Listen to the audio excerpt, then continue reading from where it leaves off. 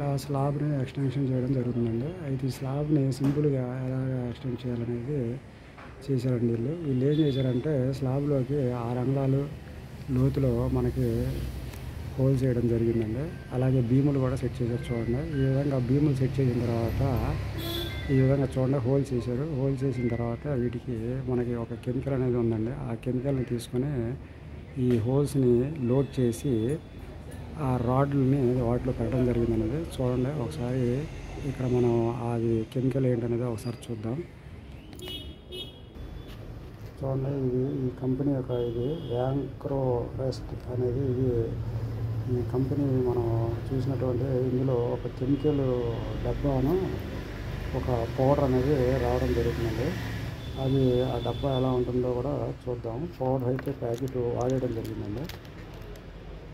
చూడండి దీని ఖరీదు వచ్చి 500 రూపాయలు.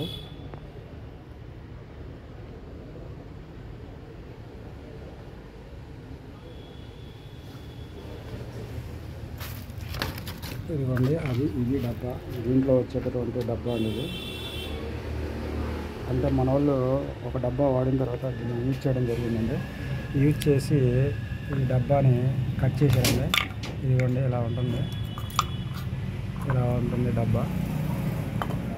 ఈ డబ్బాలో మనకి కెమికల్ వస్తుందండి. కెమికల్తో పాటు ఒక పౌడర్ అనేది బ్లాక్ కలర్లో వస్తుందండి, యాష్ రూపంలో.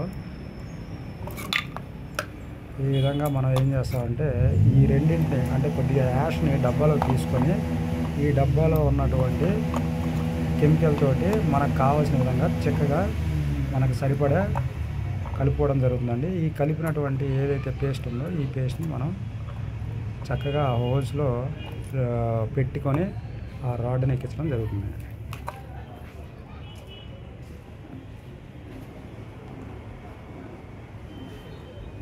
ఈ కట్ చేయడం వల్ల మనం ఇది సరిగ్గా చూడలేకపోతున్నాం. ఇది లోపల ఉన్నటువంటిది పేస్ట్ అండి. దీన్ని యాంకరింగ్ బోల్ట్ సిస్టమ్ అంటారంట. మన మేస్త్రి గారు చెప్పారండి ఇది. కానీ ఆరిపోయిన తర్వాత చూసినట్టయితే చాలా గట్టిగా ఉందండి. అలాగే ఇది ఒక 1 అవర్ 2 అవర్స్లో గట్టి పడిపోతుందంట ఇది. కానీ బాగానే ఉంది. దీన్ని పూర్తిగా అయిన తర్వాత చూస్తే ఎలా ఉంటుందో చాలా చోట్ల చేశారని చెప్పారు మేస్త్రి గారు. అయితే దాన్ని బట్టి మనం కూడా చేపించడం జరుగుతుందండి ఇక్కడ. కానీ బాగానే ఉంటుందన్నారు స్లాబ్లు. మేము కూడా చూసామండి కొన్ని చోట్ల బాగానే ఉంది.